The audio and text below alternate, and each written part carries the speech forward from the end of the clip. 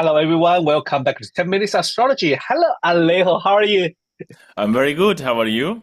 Not too bad. So, continue our transiting Neptune in the house series. So, today we are going to move from first house to second house. So, what can we expect when Neptune moves into the second house?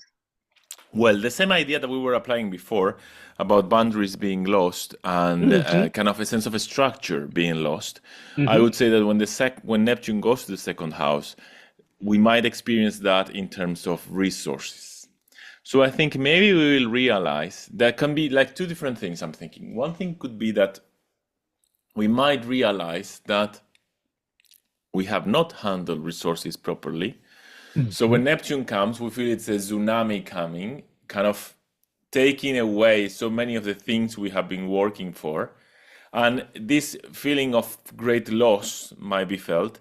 But actually, I would think that in a more psychological, internal way, what actually Neptune is telling us is you have been naive. What have you been doing that you were not being realistic? This is one possibility.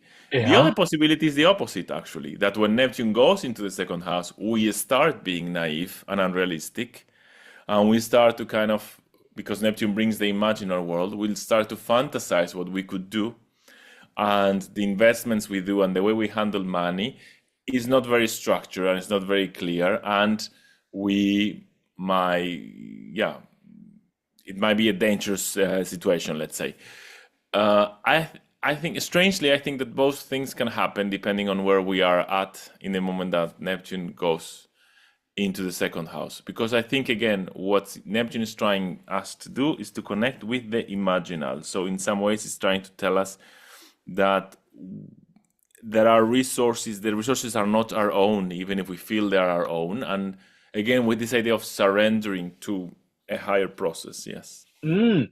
Yeah, I really agree with that because with that boundary and with that lost, with that boundary and the lost, when it moving into the material, the house, how is related to material world and our resource, and we kind of lost control of it. But then sometimes, like you say, a bit craziness coming in or a big dream coming in, right? And if we cannot distinguish between the reality and our fantasy. And that could cause some challenge. For example, I was thinking, oh God, I wish I can win a lottery, a £1 million lottery or $1 million lottery. And I didn't think about this is my imagination.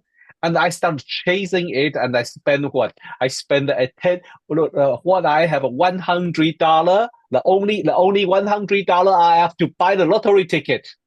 Yeah. I'm it's gambling. That is really the Neptune moving chasing Neptune in the second house. We are easily to do the gambling in a financial or resource or even our body or like a take too much energy onto something, and that could be should be paid a little bit attention. Yes.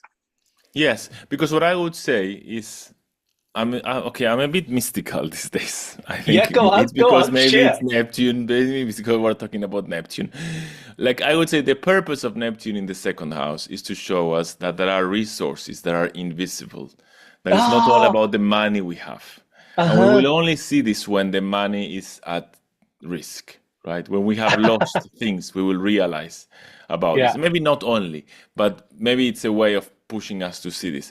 Because I think that Neptune in the second house, what it's also asking us is to try to find resources that I haven't considered before, that I need to Mm. open up, this idea of breaking boundaries, dissolving boundaries more than breaking. So this idea that I need to open up in order to see those resources, to see what I actually count on.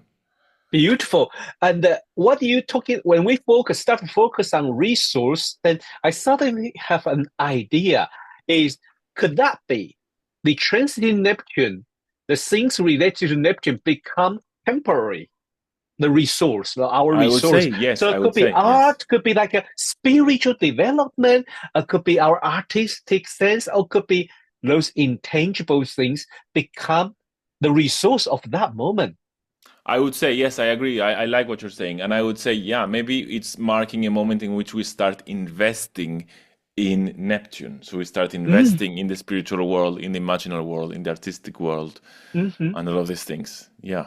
Yeah, and sometimes it encourage us. It really encourage us to go to chasing our dream, and to do us. But that usually related to the second house matter. That's mainly the material world, the resource we own. So I think it's Yeah. very inspiring.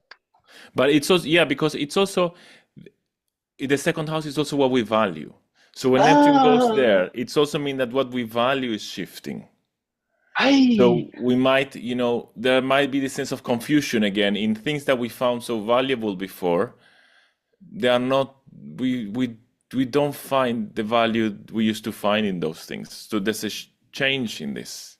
I like this idea. There is a kind of, reshaping things, but it's a very fluid way rather than like not think down, but it's like you know, slowly and smoothly change our view of a value, resource. Well, that sounds very interesting. Thank you, Alejo, today to give us this kind of a new perspective to see the transit Neptune in the second house. Well, I'm so looking forward to see the Neptune in the third house now. So see you next week. Bye bye. Bye bye.